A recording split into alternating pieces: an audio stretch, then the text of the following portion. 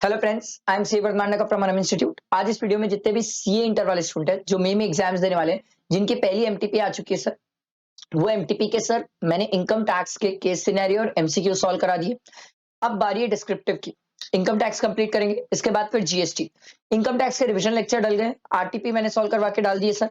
Marathon income tax का आने वाला है, इस मंथ के एंड में मैराथन भी रहेगा सर। ठीक है, जीएसटी के रिविजन लेक्चर्स मतलब चल रहे हैं, तो साथ में बने रहो। चैनल को सब्सक्राइब करके रखना, बेल आइकन प्रेस करके रखना, ठीक है। और टेलीग्राम का जो ग्रुप है, अभी तक ज्वाइन नहीं किया हो, मैंने टेलीग्राम का ग्रुप बताया सर स्टूडेंट को, जहां पर रात को 9 से 10 के बीच में मैं आपके डाउट्स क्लियर करूंगा सर। पर्सनली देखूंगा आपके डाउट्स, और जो इश्यूज आएंगे टैक्स में वो मैं आपकी हेल्प करूंगा सर। ठीक, तो टाइम वेस्ट नहीं करते, टेलीग्राम ग्रुप से बने रहो और यूट्यूब में साथ में रहना सर। ठीक है, चलो let start. We should not waste the time. Descriptive question करते हैं। क्वेश्चन 1 कंपलसरी है सर। देखो क्वेश्चन 1 क्या बोलता है, आओ। कभी भी सर जब बड़ा क्वेश्चन देखो, तो अभी तो आपको पता चला सर नए पेपर पैटर्न में 15 मार्क्स का पहला क्वेश्चन होगा सर। तो कभी भी क्वेश्चन में सबसे पहले नीचे जाके पढ़ो वो पूछ क्या रहा है। डायरेक्टली ऊपर से पढ़ना स्टार्ट मत करना, it doesn't make any sense. Time waste होगा, आप अपने माइंड को और कंफ्यूज कर दोगे। पहले आप देखो, जैसे मैं पढ़ा तो मैं क्या समझा। देखो, compute the total income and tax liability of mister Amit. आपको बंदे का टोटल इनकम भी निकालना है, टैक्स लायबिलिटी भी निकालना है, ठीक है। For the assessment year 24-25 in a most beneficial manner. जब भी ये दिया हुआ रहेगा ना सर, ये बहुत डेंजरस चीज है, क्योंकि मोस्ट बेनिफिशियल मैनर का मतलब आप समझ रहे हो सर।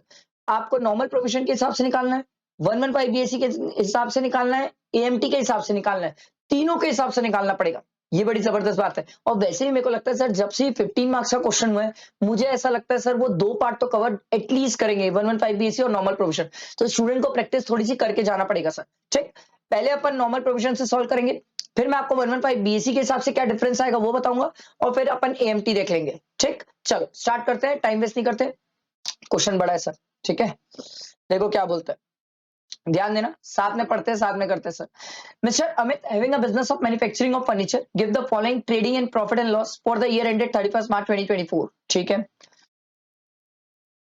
मैं कभी भी स्टूडेंट को बोलता हूँ सर क्रेडिट साइड पहले पढ़ो, आइटम्स कम होते हैं, फिर डेबिट साइड पढ़ना। पहले डेबिट पढ़ लोगे तो क्रेडिट में कहीं ना कहीं गलती हो जाती है, क्रेडिट में कम आइटम है, जल्दी ट्रीटमेंट हो जाता है। Sale, closing stock, gross profit दिया है सर। इनकम टैक्स रिफंड नहीं आता सर, सेक्शन 40 डिसअलाउ करता है सर, इनकम टैक्स के एक्सपेंस को ही अलाउ नहीं करता। तो सर उस केस में इनकम टैक्स जो रिफंड होता है वो भी टैक्सेबल नहीं होता। ठीक है, ये हमें पता है sir. Warehousing charges as such, तो ये अभी कुछ पढ़ के पता नहीं चल रहा है, बट वेयर हाउसिंग से रिलेटेड हमने पढ़ा है सर। ये अगर आपको याद हो तो सेक्शन 35 एडी होता था सर, जहां पर हम वेयर हाउसिंग बिजनेस से रिलेटेड 100% कैपिटल एक्सपेंडिचर क्लेम करते थे। तो वेयर हाउसिंग बिजनेस से अगर इनकम है तो वो टैक्सेबल है, बट वेरी इंपॉर्टेंट सर, वो यहां पर टैक्सेबल नहीं है। मतलब आपको नॉर्मल बिजनेस अलग दिखाना है और स्पेसिफाइड बिजनेस अलग दिखाना पड़ेगा सर। मैं आपको ये बोल रहा हूँ सर, इसको नेट प्रॉफिट में अपन हटा देंगे और स्पेसिफाइड बिजनेस अलग से दिखाएंगे सर। सारी बात समझ, प्रेजेंटेशन है। ठीक, उसके बाद और कुछ क्रेडिट साइड में तो दिया नहीं है। डेबिट साइड में आ जाओ सर। ओपनिंग स्टॉक है, परचेज है, फ्रेट एंड कैरियज है, ग्रॉस प्रॉफिट है, ठीक है। बोनस टू स्टाफ, इससे कोई दिक्कत नहीं दिख रही है। रेंट ऑफ प्रीमाइसेस पे कर रहे हैं, इससे भी कोई दिक्कत नहीं है सर। एडवर्टाइजमेंट ठीक है, बेड डेट चलेगा, इंटरेस्ट ऑन लोन चलेगा। डेप्रिसिएशन सर, जैसे ही मैं डेप्रिसिएशन पढ़ता हूं मेरे दिमाग में एकदम क्रिस्टल क्लैरिटी है सर, ये डेप्रिसिएशन एज पर बुक से ये अलाउ नहीं होता है। डेप्रिसिएशन एज पर इनकम टैक्स अपन माइनस करते हैं। उसके बाद आगे देखो sir, goods and service tax, demand paid sir, इसका पढ़ना पड़ेगा। अगर जो डिमांड पेड है, अगर वो सर पेनल्टी के नेचर है, मतलब कॉन्ट्रवेंशन ऑफ लॉ के नेचर की है, तो उस केस में सर वो अलाउ नहीं होती है। इन्फ्रेक्शन ऑफ लॉ के नेचर की है तो वो अलाउ नहीं होती है, और अगर कंपनसेटरी नेचर की है तो वो अलाउ हो जाती है। वो तो सर इससे रिलेटेड नीचे नोट मिलेगा, वही देख के पढ़ना पड़ेगा सर, समझना पड़ेगा। सैलरी से कोई दिक्कत नहीं है, मिसलेनियस एक्सपेंस ठीक है। नेट प्रॉफिट यही हमारी जान है सर, हम तो चालू नेट प्रॉफिट से ही करते हैं। आई बात समझ। अब अपन क्या करते हैं, स्टार्ट करते हैं, एक एक चीज पढ़ना स्टार्ट करते हैं और एक एक चीज एडजस्टमेंट लिखते हैं सर। ठीक, देखो मैं आपको सिखाता हूं कैसे बड़े क्वेश्चन को हैंडल करना है, दैट इज वेरी इंपॉर्टेंट। सही तरीके से हैंडल नहीं किया ना, एक भी एडजस्टमेंट छूटा तो टैली नहीं होगा सर। तो देखो, income tax refund includes amount of 4570 of an interest allowed thereon. Sir income tax refund तो हम पढ़े सर, इसके बाजू फर्स्ट एडजस्टमेंट लिख देते हैं। तो सर जब अपन नेट प्रॉफिट पे इसको एडजस्ट करेंगे ना, तो हमें समझ आएगा इसका एडजस्टमेंट क्या है। एक काम करते हैं, बाजू बाजू इसको सॉल्व करना स्टार्ट कर लेते हैं, ज्यादा बेटर रहेगा, क्लियर रहेगा। सर फॉर्मेट जो है, मैंने जो रिवीजन लेक्चर्स डाला है उसमें फॉर्मेट मैंने सिखाया है। अभी मैं एकदम स्ट्रेट फॉरवर्ड फॉर्मेट पे नहीं जा रहा हूँ क्योंकि बहुत लंबा समय लग जाएगा सर। अभी अपन थोड़ा सा रफ वे में चलते हैं, ठीक है, फटाफट सॉल्व करते हैं सर इसको। अरे यार ये तो लाइन बहुत लंबी हो गई, ठीक है, चलो इसको अपन सॉल्व करेंगे सर। ये हो गई 2 कॉलम सर, ठीक है। पहला हो गया पर्टिकुलर्स, फिर रुपए, फिर रुपए, ठीक, सिंपल सी बात है सर। हम चालू कर रहे हैं सर पहले पीजीईपी की इनकम से। पीजीईपी में हम चालू करेंगे सर नेट प्रॉफिट से, ठीक है। चलो नेट प्रॉफिट से चालू करेंगे। नेट प्रॉफिट कितना है सर, देखना पड़ेगा। 50,85,000, 50,85,000, ठीक है। इसमें हम लिखेंगे सर ऐड, क्योंकि कुछ चीजें ऐड होती है, कुछ चीजें लेस होती है, ठीक है। और उसके बाद जो भी जैसे भी जिस टाइप के भी एडजस्टमेंट्स रहेंगे अपन करते जाएंगे सर, ठीक है। और सर सबसे पहला दिया हुआ income tax refund. Sir income tax refund, sir ये टैक्सेबल नहीं होता है। इनकम टैक्स रिफंड कितना है सर, 30,000। अच्छा, इनकम टैक्स रिफंड से रिलेटेड इन्होंने बोला सर उसमें इंटरेस्ट भी मिलता है। अगर आपको याद हो तो इनकम टैक्स रिफंड तो चलो ठीक है, टैक्सेबल नहीं है, बट सर उससे जो इंटरेस्ट मिलता है सर ये आईयूएस में टैक्सेबल है। तो एक काम करते हैं ना सर, हाथों हाथ सर मैं स्टूडेंट को बोलता हूं एक एडजस्टमेंट अगर कुछ आ रहा है तो उससे रिलेटेड जितनी जगह ट्रीटमेंट है ना सब कर दो एक साथ।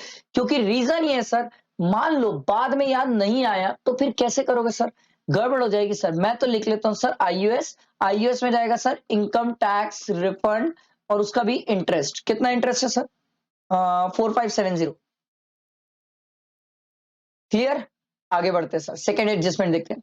Salary include 30,000 paid to his brother which is unreasonable to the extent of 5,000। आओ भाई सैलरी ऊपर दी होगी सर, ये रही सैलरी, ये सेकंड नंबर का एडजस्टमेंट, ठीक। तो सर 5,000 अनरीजनेबल है, तो सर अनरीजनेबल या एक्सेसिव पेमेंट जो अपन करते हैं क्या वो डिसअलाउ होता है? यस सर, हम पढ़ के आए हैं सेक्शन 40 में पढ़ते हैं ये सब चीजें सर, डिसअलाउंसेस। तो यहां लिख लेते हैं सैलरी, ठीक है। ये हो जाएगा, अरे यार 2,000 क्यों लिख रहा हूं मैं, 5,000 सर, ठीक, सिंपल।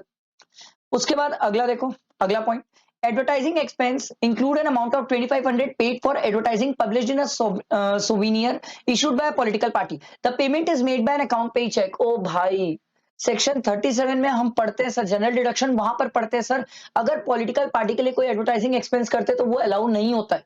तो सर ये है एडवर्टाइजिंग एक्सपेंस, कहाँ है भाई, ये रहा। इससे रिलेटेड थर्ड एडजस्टमेंट है, कितने अमाउंट की है सर, 2,500। तो एडवर्टाइजिंग एक्सपेंस 2,500, ठीक है। उसके बाद अगला देखते हैं, miscellaneous expense include an amount of 1 lakh paid to a political party by cheque. ओ भाई ध्यान दो सर, हमने पॉलिटिकल पार्टी को कंट्रीब्यूट किया है। अब आप बात ध्यान दो, ये कौन है, मिस्टर अमित, इंडिविजुअल है। अगर आपको मैं 2-3 बातें याद दिलाता हूं, एक तो पॉलिटिकल पार्टी को जो कंट्रीब्यूट करते हैं वो अलाउ हो गई नहीं, सेक्शन 40 डिसअलाउ कर देता है, अलाउ ही नहीं है, और सेक्शन 37 के अंदर भी अलाउ नहीं करते। दूसरा सर, अगर कोई इंडिविजुअल पॉलिटिकल पार्टी को कंट्रीब्यूट करता है तो उसकी डिडक्शन मिलती है 80GGC में, अगर याद हो तो। GGB होता था कंपनी के लिए, सी होता है इंडिविजुअल के लिए। तो सर अपन एक काम करते हैं, पूरे एडजस्टमेंट करते हैं। तो ये दिया हुआ है सर मिसलेनियस एक्सपेंस में ना, कहाँ गया मिसलेनियस एक्सपेंस, ये रहा सर। तो कौन सा नंबर का point, miscellaneous expense, 4th number का पॉइंट। तो सर यहां पर अपन क्या करेंगे, ऐड कर लेंगे सर। क्या ऐड करेंगे, पॉलिटिकल पार्टी वाला सर, 1,00,000 रुपीज, ठीक। अब मैं क्या करूंगा सर, आईयूएस की इनकम, ठीक। उसके बाद यहां लिख लेता हूं मैं ग्रॉस टोटल इनकम, माइनस कर लूंगा सर डिडक्शन, और डिडक्शन में लिख लूंगा सर 80GGC। जीडीसी में कितना मिल जाएगा सर, 1,00,000 रुपीज। अपन पढ़ के आए ना सर, बाय चेक दिया कोई दिक्कत नहीं है, कैश होता तो 1 रुपए भी नहीं मिलता, ठीक है।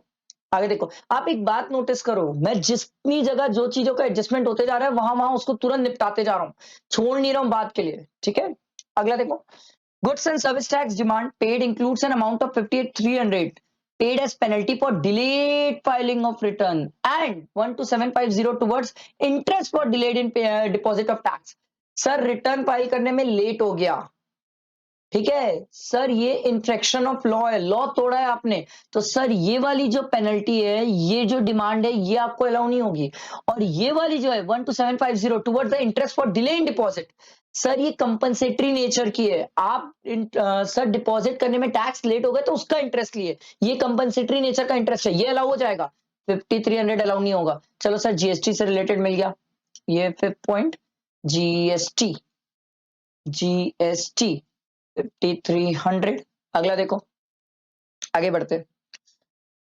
Mr. Amit has purchased a warehousing building of 20 lakh in the rural area for the purpose of storage of agriculture produce. This was made available for use from 15/7/2023, and income from this activity is like is credited in the profit and loss under the warehousing charges. आओ जाओ भाई, warehousing मिल गया, ये रहा 6 number का transaction था ना sir ये। हाँ, तो warehousing charges सर देखो, अब इसका प्रेजेंटेशन है सर, ये स्पेसिफाइड बिजनेस, ठीक है, ये स्पेसिफाइड बिजनेस 35 एडी वाले में कवर हो जाएगा, और 35 एडी वाले में अपन क्या करेंगे, वेयर हाउसिंग चार्जेस। सर ये आपका कितना है, कितना लिया है इसने, 22,50,000, 22,50,000 माइनस करेंगे sir building, building, building, warehouse building sir 20 lakh. Sir एक स्टूडेंट ने मेरे से पूछा, सर अगर मान लो मैंने अलग से प्रेजेंट नहीं किया और पीजीपी के साथ ही पूरा प्रेजेंट कर दिया तो कोई दिक्कत होगी? सर मार्क्स काट देंगे, सर मार्क्स काट देंगे, क्योंकि जनरल बिजनेस अलग है, स्पेसिफाइड बिजनेस अलग है सर। तो प्लीज इसका प्रेजेंटेशन एग्जाम में अलग करना पड़ेगा, ध्यान रखना इस बात का, ठीक है।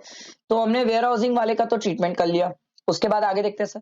Depreciation under the income tax act work out to be 65,000 excluding depreciation on warehousing building, उसमें तो मिलेगा भी नहीं, आपने पूरा क्लेम कर लिया सर।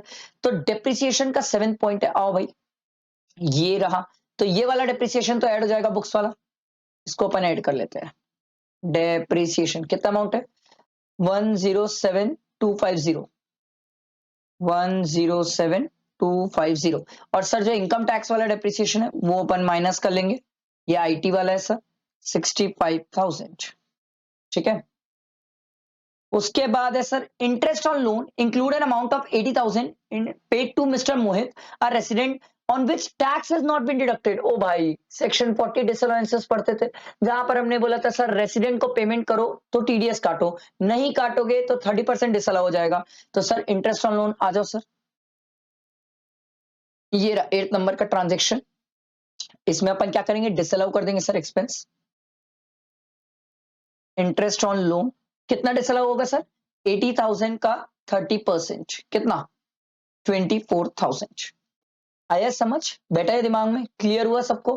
मेरे ख्याल से और कोई एडजस्टमेंट और कोई ट्रीटमेंट अपन भूले नहीं है, हर एक चीज का प्रॉपर ट्रीटमेंट हो गया सर। इसी तरीके से एग्जाम में प्लीज बनाना, ये बहुत हेल्प करेगा, टाइम सेव करेगा, बहुत आराम से क्वेश्चन बनेगा सर, ठीक है। चलो अब तो सिर्फ प्लस माइनस करना बचा है, स्टार्ट करते हैं प्लस माइनस करना। देखो चलो, अब इसका टोटल बचा है, आराम से टोटल करते हैं, ठीक है। एक अपन ना और चीज लिखना था जो लिखे नहीं है, वेयर हाउसिंग चार्जेस, क्योंकि अपन नीचे उसका अलग ट्रीटमेंट किए, तो वेयर हाउसिंग चार्जेस को यहाँ लिखना जरूरी है sir.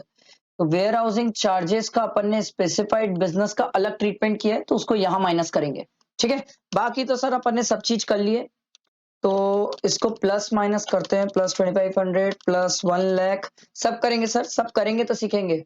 Plus 107,250 plus 24,000 minus 30,000 minus 65,000 minus 22,50,000, ये आ जाएगा सर 298, ठीक है, 4050,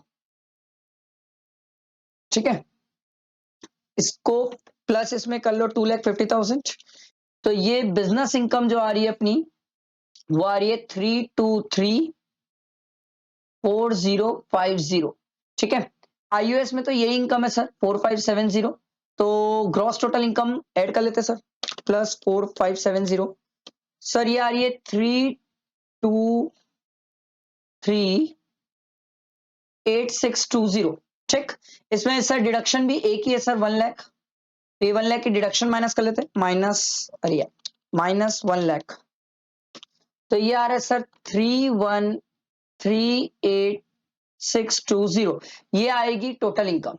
समझ आया, ये एज पर नॉर्मल प्रोविजन है ना। अब टोटल इनकम आया तो इसके हिसाब से टैक्स भी निकाल लेते सर, ठीक।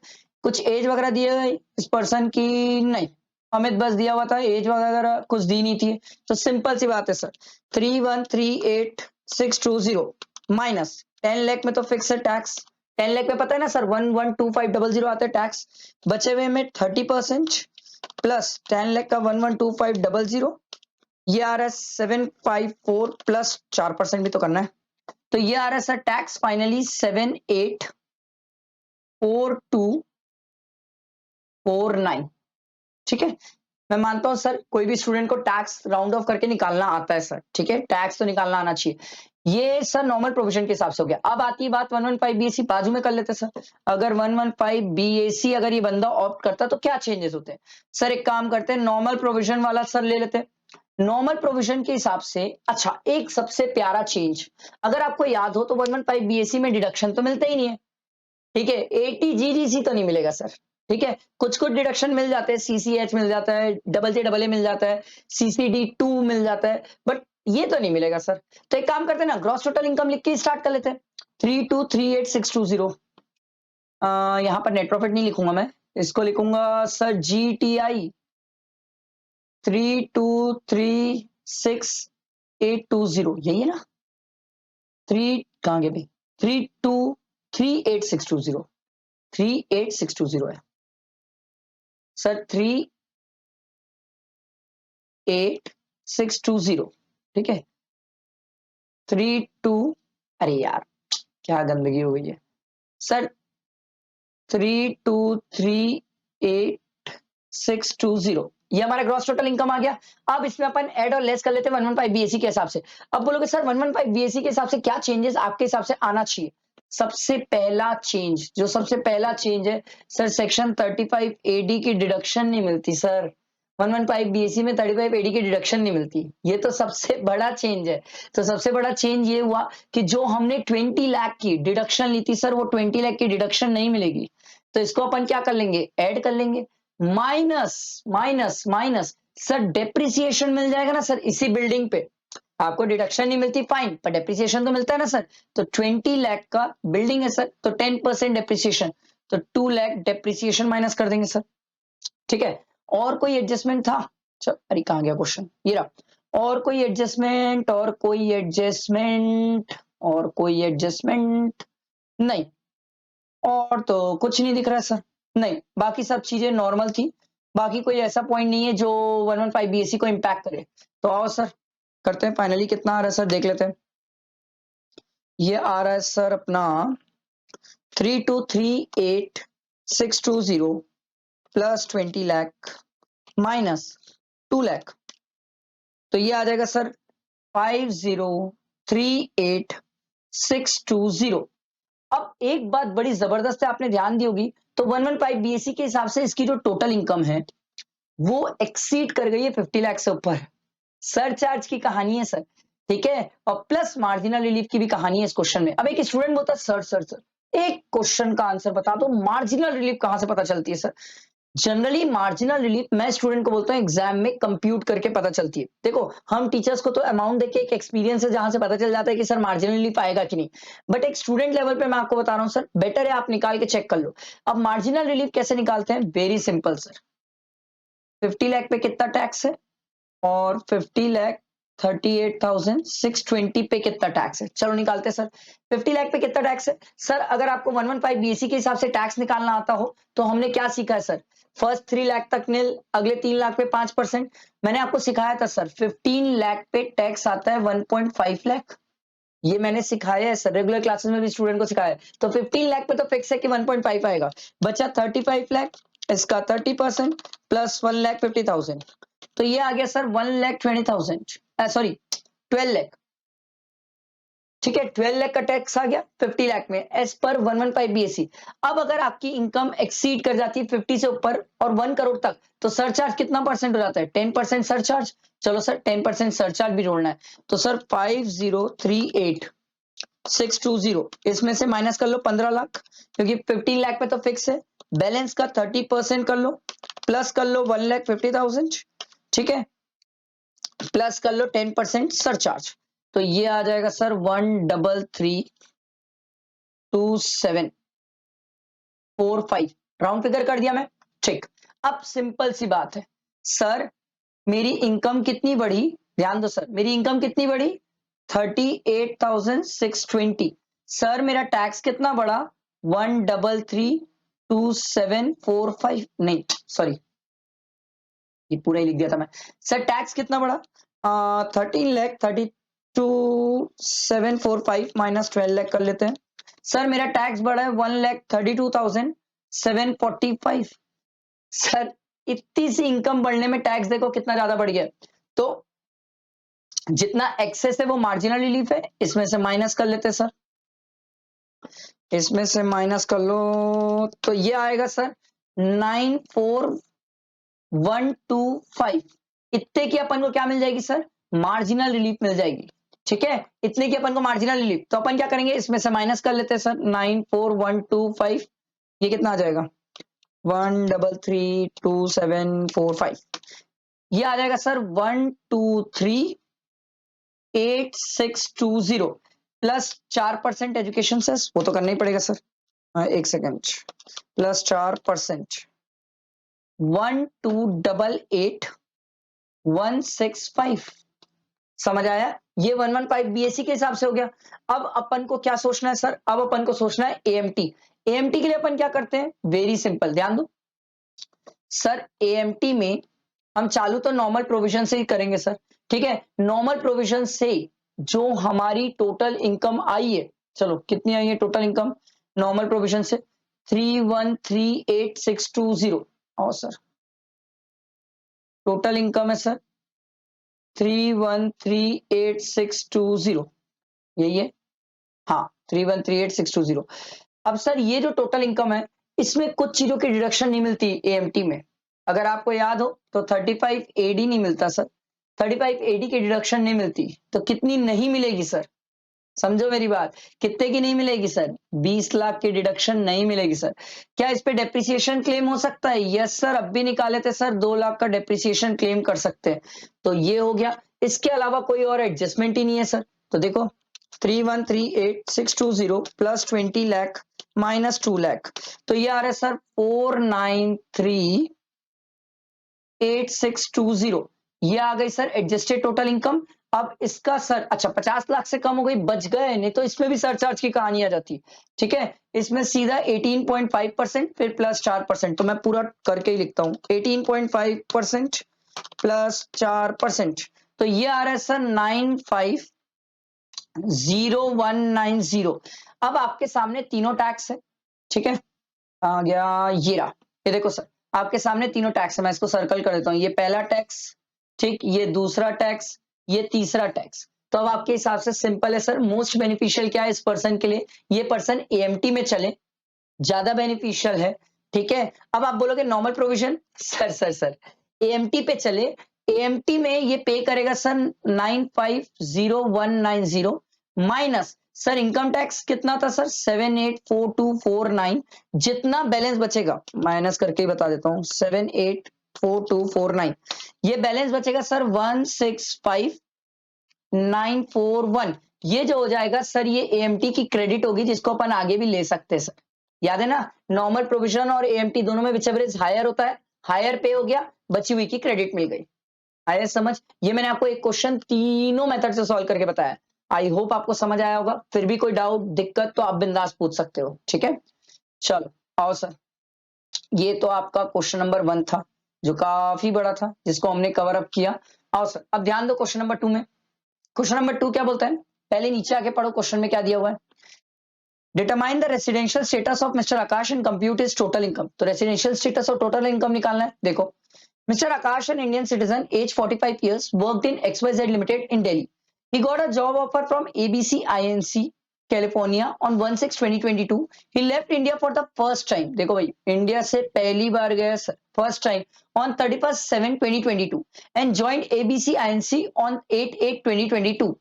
During the previous year 23-24, Mr. Akash visited India from 25th May to 22 September. कितने दिन हुए सर? काउंट करना पड़ेगा सर।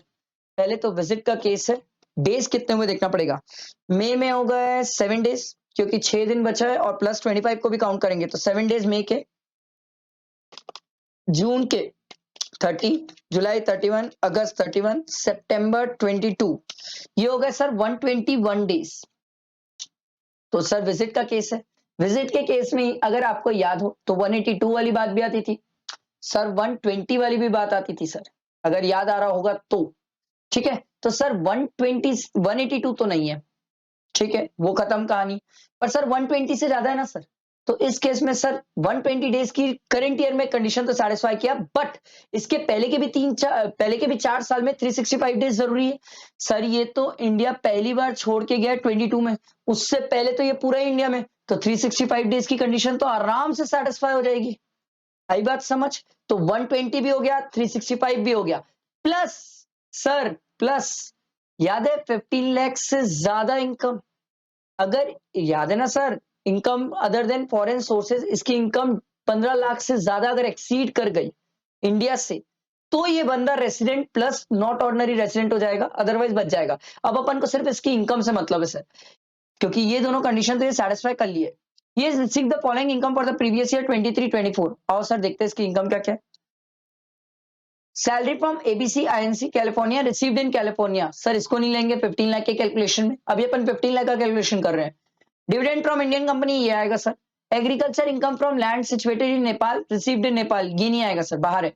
रेंट रिसीव्ड और receivable from house property in Delhi, ये आएगा सर, बट इसमें 30% माइनस करके आएगा, तो करना पड़ेगा सर, क्योंकि रेंट रिसीव दिया है सर, कंप्यूटेड नहीं दिया है। ठीक है, याद रखना, कंप्यूटेड नहीं दिया है, पता चला इसी को ले लिया एग्जाम में, तो ब्लंडर हो जाएगा सर। ठीक है, 3,85,000 लेना है। Profit from profession in California which was setup in India, setup in India sir, क्या अगर सेटअप इंडिया में रहता है तो 15 लाख के कैलकुलेशन में लेते हैं? यस, मैंने रेगुलर क्लासेस में भी बोला है, ये पॉइंट बहुत इंपॉर्टेंट है, इसको ध्यान रखने वाली बात होती है। तो कितना हो गया सर, 6 + 5 11, 11 + 3,85,000 सर, ये आ रहा है 14,85,000, बच गया।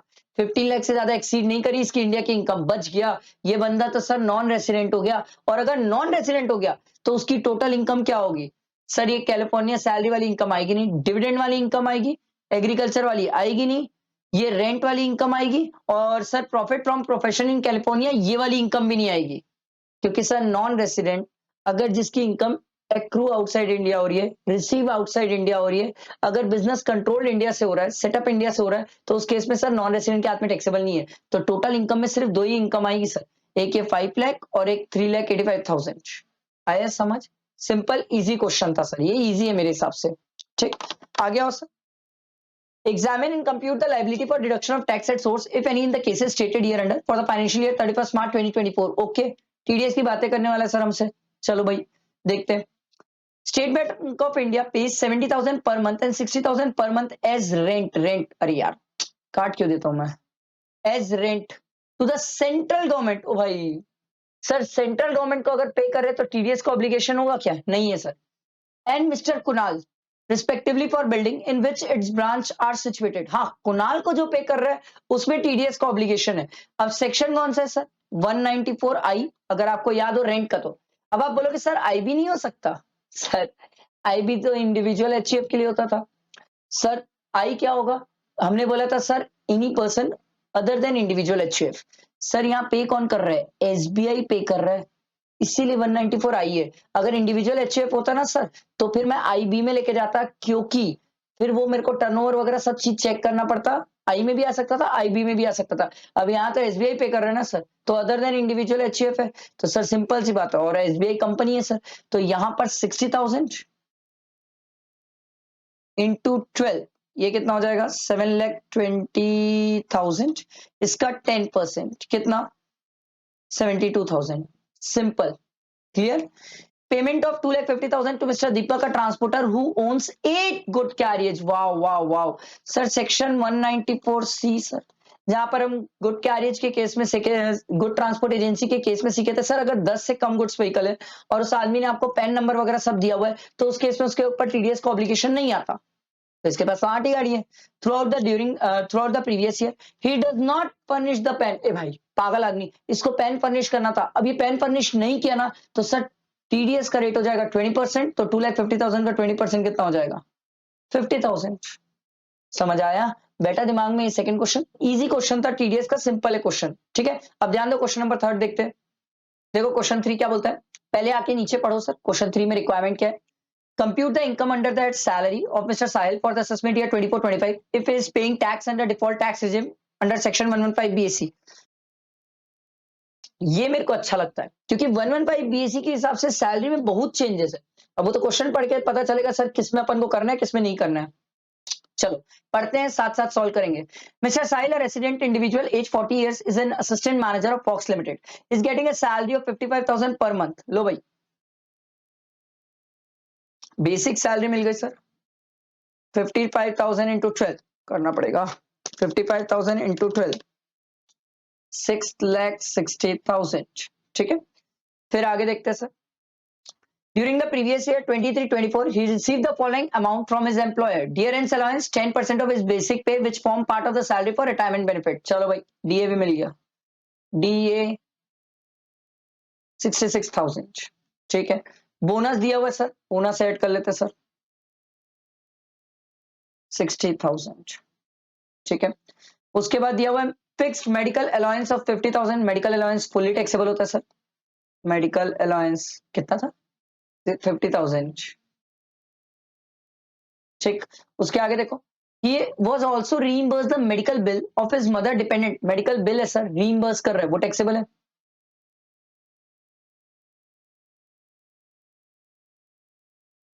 ठीक है, उसके बाद आगे देखो, mister Sahil was provided, medical bill reimburse होता है तो टैक्सेबल होता है ना। मेडिकल फैसिलिटी में एग्जेम्पशन है, मेडिकल बिल में नहीं, रीइंबर्समेंट में। ठीक है, ध्यान देना, मेडिकल एक्सपेंडिचर एग्जाम नहीं है, मेडिकल फैसिलिटी जो होती है उसमें एग्जेम्पशन होता है। ठीक है, mister Sahil was provided a laptop. ओ भाई लैपटॉप पे तो कोई टैक्स ही नहीं है, ये तो एग्जेम्प्ट होता है। ठीक, a domestic servant at a monthly salary of 8,000 which was reimbursed by the employer. Sir domestic servant, अच्छा पता है ये कहां से पिकअप किए डोमेस्टिक सर्वेंट वाला? मैं आपको बता रहा हूं, इंस्टीट्यूट मैट में इसका क्वेश्चन है सर। डोमेस्टिक सर्वेंट को लेके स्पेसिफिक पॉइंट का क्वेश्चन है सर, आप प्लीज उसको देखना। मैं अपने रिवीजन लेक्चर में भी बोला हूं कि स्टूडेंट्स को देखना है डोमेस्टिक सर्वेंट वाला पॉइंट, बहुत प्यारा पॉइंट है सर, कि कौन सा स्पेसिफाइड एम्प्लॉय के हाथ में टैक्सेबल है और कौन सा सबके हाथ में टैक्सेबल है। ध्यान देना सर, ठीक है, जरूर देख के जाना सर। ये तो टैक्सेबल है, ठीक है, आंख बंद करके टैक्सेबल है सर, एम्प्लॉयर रीइंबर्स कर रहा है और इसकी सैलरी भी बहुत ज्यादा है, स्पेसिफाइड एम्प्लॉय के केस में टैक्सेबल हो जाता है। Fox Limited allotted 500 equity share in the month of October 2023 at the rate of 170 rupees per share against the fair market value of 280 rupees per share on the date of exercising। तो 280 minus 170 110, यही आएगा ना? हाँ 110। और आगे देख लेते हैं। The fair market value was computed in accordance with the method prescribed under the act। ठीक है, तो into 700 करना पड़ेगा सर। तो ये हो गया सर आपका ईसॉप, कितना आ जाएगा सर 700 इंटू 110 कितना 100, अरे यार 110 इंटू 700 ये आ जाएगा सर 77,000। ठीक है, इसके बाद और क्या दिया हुआ है, प्रोफेशनल टैक्स। ओ भाई यही तो एक पॉइंट है जिसपे खेल गया सर। प्रोफेशनल टैक्स जो होता है वो 115 BAC में आप डिडक्ट नहीं कर सकते, ध्यान रखना। सैलरी में तो इंक्लूड करेंगे, देखो सैलरी में प्रोफेशनल टैक्स जो एम्प्लॉयर पे कर रहा है, ठीक है, 2200 out of which 1400 was paid by the employer, इसको सैलरी में इंक्लूड कर लो। ठीक है, ध्यान रखना। अच्छा, इसके बाद आपकी ग्रॉस सैलरी आएगी माइनस स्टैंडर्ड डिडक्शन। ये दूसरा अमेंडमेंट चेक कर रहे सर कि क्या स्टैंडर्ड डिडक्शन 115 BAC के केस में मिलेगा। यस मिलेगा, बट प्रोफेशनल टैक्स नहीं मिलेगा, ये ध्यान रखना। ठीक है, तो चलो प्लस माइनस करके निकालते हैं। 6,60,000 plus 66,000 plus 60,000 plus 50,000 plus 6,500 plus 96,000 plus 77,000 plus 1,400, ये आ रहा है सर 1016900 माइनस 50,000 सर 966,900। सिंपल, ये इसकी इनकम फ्रॉम सैलरी। और कुछ दिया क्या क्वेश्चन में? ये कुछ ज्यादा इजी नहीं हो गया? हाँ, इनकम अंडर दैट सैलरी तो बोला, टैक्स लायबिलिटी भी नहीं बोला, तो इनकम अंडर दैट सैलरी तो आ गई सर, कुछ ज्यादा इजी हो गया। अगला क्वेश्चन देखो, बी पार्ट क्या बोलता है देखो, compute the income chargeable under that IHP. चलो भाई आईएचपी का क्वेश्चन भी है और इस बार इसने 115 BAC ऑप्ट नहीं किया है। ठीक है, लिखा हुआ ना sir, opted out of the default tax regime. अच्छा, कई स्टूडेंट ये पूछते हैं सर डिफॉल्ट टैक्स रिजिम हमारा 115 BAC है, नॉर्मल डिफॉल्ट टैक्स रिजिम अगर नहीं ले रहा है तो फिर नॉर्मली कंप्यूट होता है। Mister Kusal is a resident but not ordinary resident in India during the assessment year 24-25. He furnishes the following information regarding his income and expenditure pertaining to his house property for the previous year 23-24. He owns two houses, one in the New York and another in the Ahmedabad. The house in New York is let out at a rent of 5,000 per month. Okay.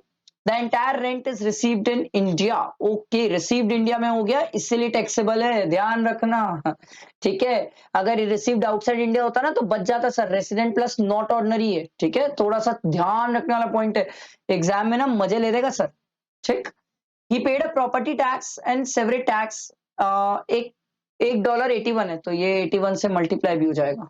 ठीक है, minus करेंगे 1250 plus 750, ये कितना हो जाएगा 2000 into 81, इसको into 12 मत कर देना भैया, ये म्यूनिसिपल टैक्स और सेवरेज टैक्स है ना, इसको इंटू 12 मत कर देना, ये साल भर का होता है। ठीक है, तो इसको माइनस किए कितना आ रहा है करना पड़ेगा, 5000 इंटू 12 इंटू 81, ये आ रहा है सर 48,60,000।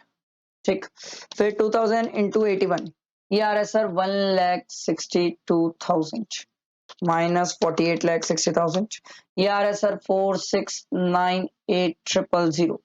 ठीक है, ये आ गया मेरा NAV minus 30%।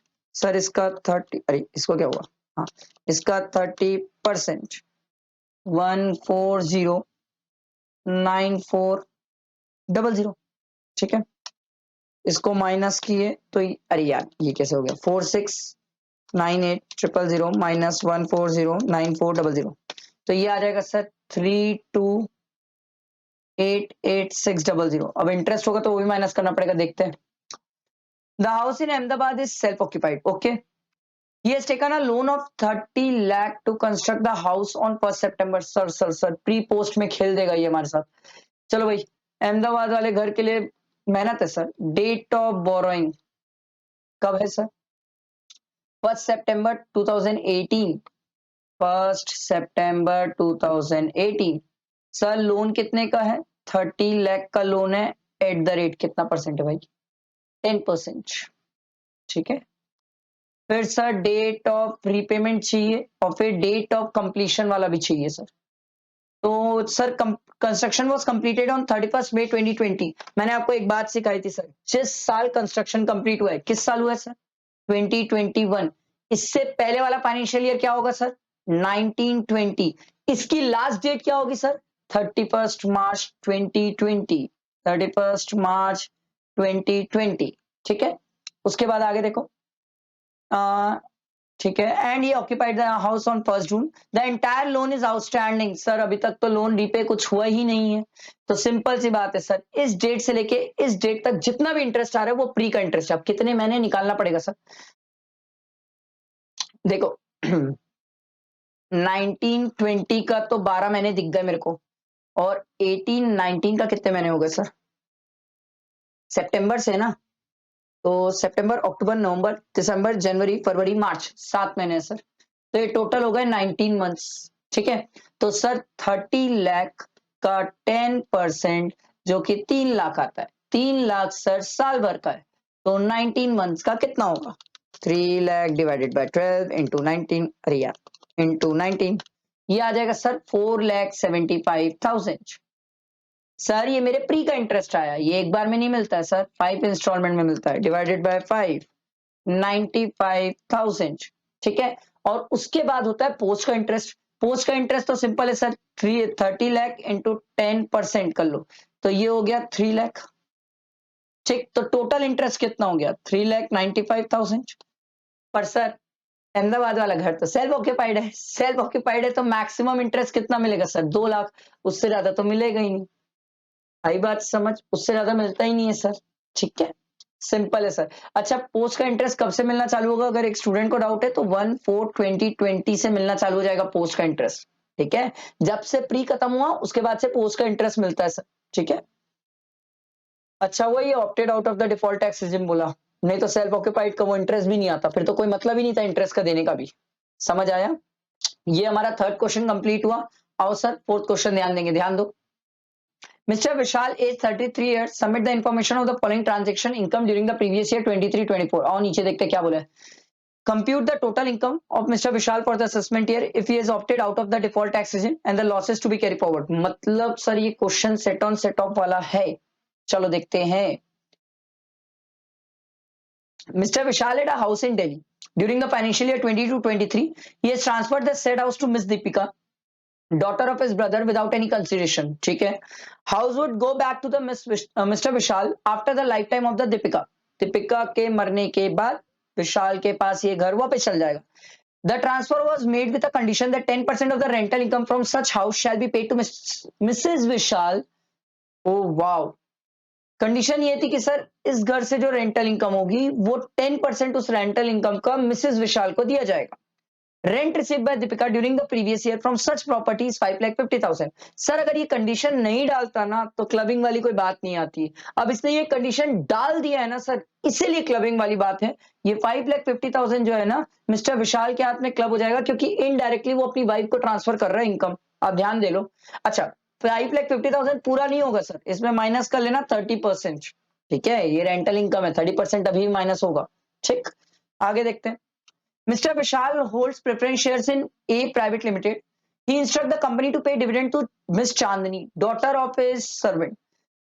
The transfer is irrevocable for the lifetime of the Chandni. Dividend received by Chandni during the previous year is 4,50,000. Sir हमने बिना कोई एसेट ट्रांसफर किए हुए इनकम ट्रांसफर कर देती. सर अगर मैं प्रेफरेंस शेयर देता और उसके बाद इनकम ट्रांसफर होती, उसके लाइफ टाइम मतलब फिर उसको इनकम होती और उसके लाइफ टाइम तक उसके पास रहती तो ये क्लबिंग नहीं होती. अब दिक्कत ये है सर मैंने उसको एसेट नहीं दी, बस इनकम दे रहा हूं, तो सरकार बोली ये क्लब हो जाएगी सर, 4,50,000 क्लब हो जाएगा विशाल के हाथ में. Mister Vishal as a short term capital loss 16,000 from the sale of property, long term capital gain. Sir ये तो आपस में एडजस्ट हो जाएंगे. 1,000 का शॉर्ट टर्म कैपिटल लॉस है सर. ठीक है, आगे देखते हैं. Other income and losses of mister Vishal include interest on saving bank account of 1,75,000. Sir IUS की इनकम है सर. अच्छा इससे रिलेटेड आपको डिडक्शन में मिलेगी सर. अगर किसी को याद हो तो सोचो. Section 80 TTA. इसकी एज तो कुछ बताया नहीं है, 33 ईयर्स है सर. TTA अगर 60 अबव हो जाती है, 60 भी होती तो मैं TTB की बात करता सर. कितना मिलेगा सर? 10,000. ठीक. Cash gift of 75,000 receive from the daughter of his sister on his birthday. Sir 75,000 और वो भी बर्थडे में, taxable sir. Income from betting ये तो टैक्सेबल होता है, ये सब आईयूएस की इनकम है सर. ठीक है. इनकम फ्रॉम कार्ड गेम ये भी आईयूएस की इनकम है. Loss on maintaining of race horse, sir ये लॉस एडजस्ट नहीं होता किसी इनकम से. अरे वाह, ये क्वेश्चन तो बहुत इजी है सर. मैंने आपको एडजस्टमेंट और ट्रीटमेंट बताया, आप इसका आंसर निकालिएगा, कुछ डाउट होगा तो पूछ लीजिएगा. बहुत सिंपल है सर. अगला देखो क्या दिया हुआ है. ये तो थ्योरी क्वेश्चन है सर, ये तो स्टूडेंट के लिए होमवर्क होना चाहिए सर. थ्योरी क्वेश्चन तो आप कर सकते हैं सर, बहुत सिंपल रिटर्न का क्वेश्चन. अगला देखो. Mr. Vishnu has undertaken certain transaction during the financial year 23-24 which are listed below. You are required to identify the transaction in respect of which quoting of pen is mandatory. किन cases में PAN number लगेगा? Cell of scooter for 70,000, नहीं sir इसमें pen की बात नहीं है. Payment of life insurance premium 50,000 से ज्यादा है, यस सर इसमें पेन लगता है. Purchase of plot for 9 lakh while the stamp duty value of the same is 11 lakh. 10 lakh से ज्यादा है इसीलिए पेन नंबर लगेगा सर. स्टैम्प ड्यूटी वैल्यू भले आपका सेल कंसिडरेशन कम हो, उससे फर्क नहीं पड़ता, स्टैम्प ड्यूटी वैल्यू देखा जाएगा. Applied to PNB for issue of credit card. Sir credit card के केस में हम पेन नंबर छोड़ ही नहीं सकते. आया समझ. ये मैंने आपका इनकम टैक्स का पूरा सॉल्व करा दिया एमटीपी. अब इसके बाद सर मैं कल आपको जीएसटी का एमटीपी सॉल्व करा के बता दूंगा, जिसमें एमसीक्यू और केस सिनेरियोज वगैरह जो भी होंगे सब कंप्लीट करेंगे. ठीक है, आई होप आपको समझ आया होगा. कोई डाउट क्वेरी अभी भी बोल रहा हूँ वो ग्रुप ज्वाइन कर लेना टेलीग्राम में, और सर यूट्यूब से कनेक्टेड रहना. बहुत कुछ काम का रहेगा जो मैं आपके साथ शेयर करते रहूंगा. ठीक है, चलो सब पढ़ेंगे, बैठ के पढ़ो, मेहनत करो, इधर उधर दिमाग मत लगाओ. ठीक है, चलो थैंक यू.